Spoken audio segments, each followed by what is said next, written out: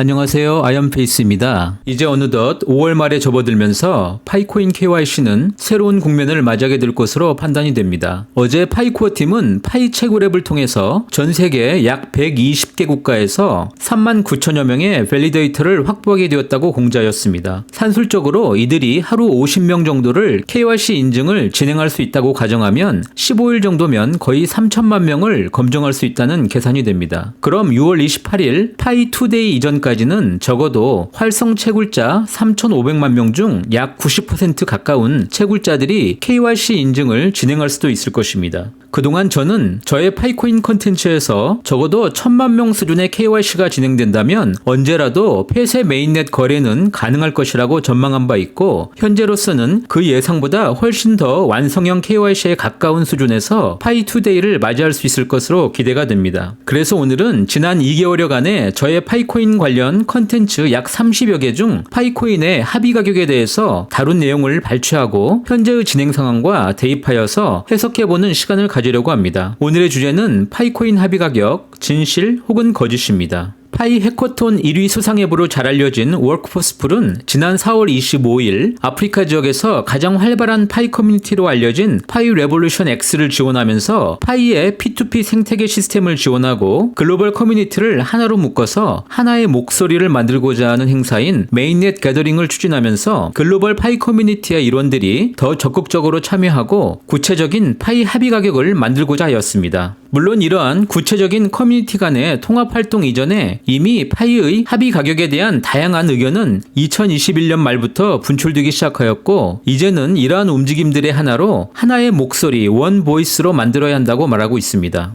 그러나 아무리 동일한 파이를 채굴하는 커뮤니티라고 하더라도 해당 국가의 GDP나 물가 수준, 그리고 무엇보다 얼마나 많은 사람들이 함께 하느냐에 따라서 그 움직임의 차이는 크고, 무엇보다 가격 설정에 있어서 더 큰 차이가 가능한 것은 분명합니다. 현재로서는 채굴 인원의 절반 이상의 수준이 될 것으로 예상되는 중국 지역을 중심으로 해서 상상 수준의 이상 가격 31만 4천 불 설정이라는 합의 가격 이야기도 나오고 있는 것을 보면 사실 파이 가격 자체를 동일한 가격으로 합의하는 것은 거의 불가능할 것입니다. 아시아권 커뮤니티들은 대부분 중국 커뮤니티의 영향을 크게 받을 것으로 예상하고 있습니다. 그러면 이제 오늘 주제로 더 들어가기 전에 지난 2개월여 동안 저의 파이코인 컨텐츠를 중심으로 하여서 합의 가격에 대한 이해를 돕기 위해 몇 가지 자료들을 다시 사용해 보도록 하겠습니다. 첫 번째, 파이는 과연 합의할 만한 가치가 있는 코인인지 혹은 가치 있는 플랫폼인가를 먼저 말씀드리려 합니다. 저는 지난 3월 13일 파이코인이 완벽한 탈중앙화 암호화폐인 이유라는 컨텐츠를 통해서 암호화폐의 가치는 해당 암호화폐를 채굴하기 위해서 투입된 전기나 장비라는 매몰 비용이 아니라 절대적인 합의와 신뢰를 바탕으로 한 블록체인의 합의 가치라고 말씀드린 바 있습니다. 그리고 파이는 기술적으로도 스텔라의 약점인 탈중앙화의 이슈를 개인 간 합의 쿼럼 슬라이스 메커니즘으로 극복한 완벽한 탈중앙화 메커니즘으로 말씀드린 바 있습니다. 저의 이러한 해석에 좀 더 힘을 실어줄 수 있는 한 가지 자료를 살펴보도록 하겠습니다. 지난 2018년 CNBC가 골드만삭스의 전임 CEO인 게리 콘과의 인터뷰 내용을 살펴보면 전 세계 금융권에서 막강한 지위를 누렸던 금융가들의 비트코인에 대한 생각을 찾아볼 수 있습니다. 그는 2018년 5월 8일 인터뷰에서 전 세계는 모두가 인정하는 글로벌 암호화폐를 갖게 될 것이지만 자신의 판단으로는 그것이 비트코인은 아닐 것이라고 생각하고, 자신은 블록체인 기술은 신뢰하지만 비트코인을 크게 믿지는 않고 있다고 언급하였습니다. 이 당시 비트코인 가격은 약 9,000불 수준이었는데 게리콘은 아마도 대부분의 비트코인이 엄청난 자본 투입을 통해서 막강한 해시파워를 지닌 채굴 공장의 기업가들과 소수의 투자자 극소수에게만 집중되었던 점을 지적하였을 것입니다. 그의 인터뷰에서 특히 더 눈에 띄는 점은 전 세계가 미래의 글로벌 암호화폐가 비트코인은 아니라는 점을 이해하게 되면서 채굴 비용이나 전기 비용 또는 이와 유사한 투자 수익을 기반으로 하지 않는 암호화폐를 언젠가는 갖게 될 것이라고 생각한다고 말하고 있었습니다. 그러면서 미래의 디지털 코인은 비트코인보다 단순하고 더 사람들이 쉽게 이해할 수 있는 암호화폐가 글로벌 암호화폐로 자리 잡을 것이라고 말하였습니다. 물론 이 당시는 파이코인 채굴이 시작되기 1년 전이었으므로 별도의 확대 해석은 하지 않도록 하겠습니다. 제가 말씀드린 보여드리고자 하는 것은 여전히 파이코인의 합의 가치를 이야기하면서 아직도 설마 비트코인의 가치와 감히 비교하는가라는 선입견을 갖고 계시는 채굴자분들은 이젠 그런 생각은 빨리 버리는 것이 좋겠다고 말씀드리고 싶습니다. 암호화폐의 가치는 분산 원장에 기록된 합의를 얼마나 많은 사람들이 강력하게 선호하고 신뢰하느냐의 가치로 자리매김하게 됩니다. 현재까지도 해킹을 당하지 않고 시스템적으로 완벽한 탈중앙화라고 믿기에 비트코인의 가치가 높은 이유인 것입니다. 그러나 미래는 조금 다를 수도 있습니다.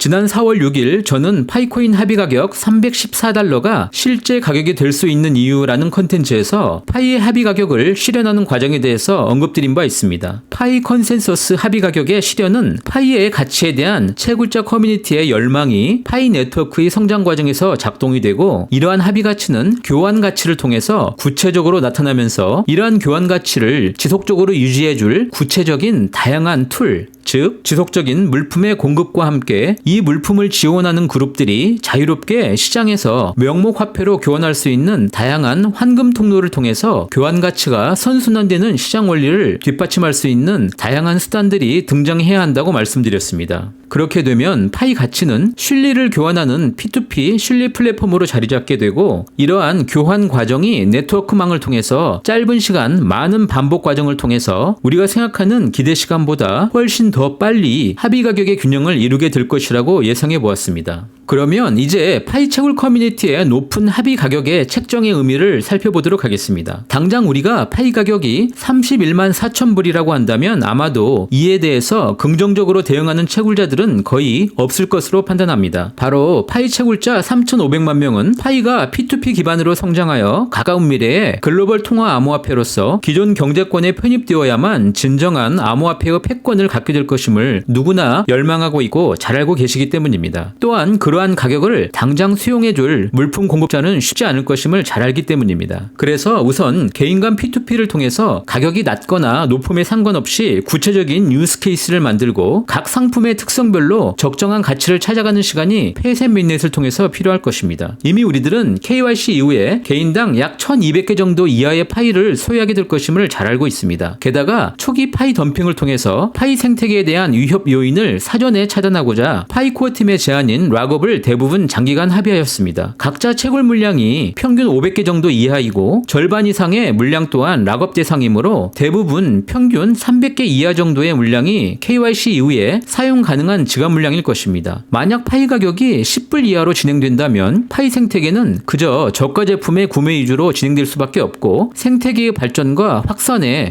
오히려 방해로 작용하게 될 것입니다. 즉 물품 공급자들이 인정할 수 있는 적정한 가격 수준의 합의 가격 도달이 초기 P2P 모델의 핵심이 될 것으로 보이고 이 부분은 아마도 파이 앱 거래에 물품을 공급하는 초기 소상공인이나 무역 에이전트들과의 원하는 가치 가격 형성이 적정선에서 이루어질 것이라고 판단하고 있습니다. 가격의 높고 낮음을 떠나서 어떠한 가격 형성이 된다고 해도 이때 파이는 빠른 속도로 기존 채굴자의 복귀와 함께 외부 신규 채굴자들이 더 빠른 속도로 크게 증가함으로써 채굴자 그룹의 1억 명 도달은 크게 걱정할 요소는 아니라고 판단하고 있습니다. 이런 경우에 파이는 엄청난 수준의 채굴 반감 정책으로 가치를 높여 나갈 것입니다. 그러면서 파이 폐쇄 메인넷 거래 가격이 상승하면서 거래에 따른 파이 소각 효과가 크게 부각될 것입니다. 옆에 자료를 보시면 이더리움의 경우 2021년 8월 런던 포크 이후에 약 42억 달러 수준의 소각이 이루어진 것을 볼 수 있습니다. 즉 거래량이 폭증하면 그에 비례해서 소각도 크게 증가하는 것이 암호화폐의 특징으로 이더리움은 반감기가 존재하지 않지만 파이는 반감기와 소각이 동시에 존재하는 암호화폐로 그 시장 가치는 거래가 크게 증가하면 할수록 대량의 소각을 통해서 가치는 지속 상승하게 될 것입니다. 초기에 개인 간 P2P와 소상공인들이 참여하는 파이 앱을 통해서 초기 가격이 형성되면 곧바로 모든 파이 해커톤 앱들이 기획하는 것처럼 다음 단계인 공급업체들이 직접 파이 앱에 접속하게 되면서 B2C와 B2B가 동시에 진행됨으로써 더 빠른 파이의 생태계 확장이 가능해질 전망이고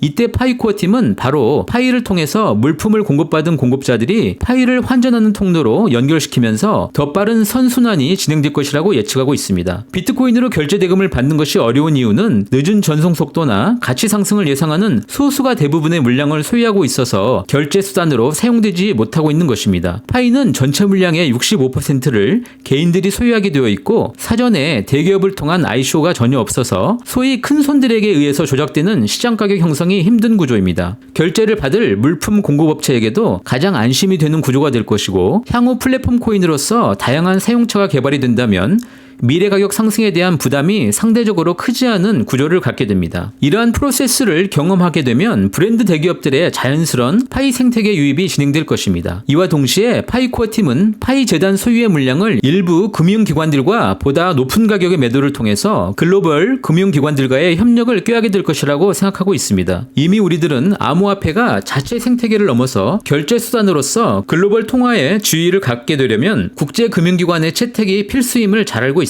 그래서 이러한 미래의 움직임에 대해서 예측이 가능할 것입니다. 바로 궁극적으로 파이코인이 글로벌 스케일의 지불통화로서 자리를 잡게 될 것입니다. 지난 3월 20일 저의 컨텐츠인 파이코인이 스마트폰 채굴이라고 해서 절대 무시하면 안 되는 이유에서는 파이의 미래를 다음과 같이 정의해 보았었습니다. 파이는 실질통화로서 글로벌 커머스 상거래의 지불수단으로 자리 잡게 되고 파이 브라우저의 기능을 통한 파이 앱의 경제가 실현되어 가면서 웹 3.0의 가장 큰 기반 토큰이 되고 향후 웹 3.0과 통합될 NFT, P2E, 디파이 등의 진정한 메타버스 코인이 될 것이라는 것입니다. 그렇게 되면 파이는 플랫폼 코인으로서의 위상이 확대되고 다시 한번 비트코인처럼 자산 인식으로 바뀌게 되면서 그 가치가 지속적으로 확대될 것이라고 확인해 봅니다. 그래서 파이의 가치는 상장 이전 혹은 오픈 메인넷 이전의 생태계 합의 가격이라는 첫 번째 단계를 넘어서 상장 이후에 혹은 오픈 메인넷 이후에 그 시기와 함께 메타버스 플랫폼으로 진화하는 마지막 단계를 통해서 진정한 파이 가치가 형성될 것이라는 점입니다. 여기서 파이는 상장을 목표로 하지 않는다라기보다는 파이의 목표는 합의 가격을 통해서 진정한 파이 생태계를 만들고 탈중앙화된 오픈 메인넷을 맞이하게 되면 파이 재단이 별도로 상장 작업을 하지 않는다고 해도 거대한 커뮤니티를 보유한 플랫폼이므로 거래소들이 별도로 상장을 진행하게 될 것이라고 생각하고 있습니다. 파이의 상장을 크게 걱정하지 않는 이유는 파이는 실거래 통화로서 소비자와 물품 공급자가 존재하는 이유로 파이 생태계에 참가하는 개인이나 기업 물품 공급업자들이 명목 화폐와 환전할 수 있는 환전 통로인 탈중앙화 거래소인 덱스와 상장 이전에도 이미 형성이 되어야 하기 때문입니다. 얼마 전 옥스팜 보고서에 따르면 코로나 이후 33시간마다 극빈층 100만 명이 증가하고 있는 반면에 또 30시간마다 억만장자 1명이 탄생하고 있다고 합니다. 그리고 그들 억만장자들의 자산은 지난 2년간의 증가가 코로나 이전의 약 23년간의 증가보다 더 큰 폭으로 증가하였다는 충격적인 보고서가 발표되기도 하였습니다. 또한 백신 독점 대기업인 파이저나 모더나는 현재 초당 1,000불의 수익을 올리고 있고 글로벌 식량기업 카길은 창사 이래 최고 수준인 약 50억 달러의 순이익을 기록하고 있습니다. 누군가의 고통이 소수의 극단적인 부의 편중으로 나타나고 있는 것이 오늘의 현실입니다. 그래서 곧 다가올 파이 네트워크의 폐쇄 메인넷 거래 시스템의 시작과 향후 오픈 메인넷은 코로나 이후에 양극화를 해결해줄 하나의 수단으로 파이코인의 합의 가격 과정이 매우 중요하게 되고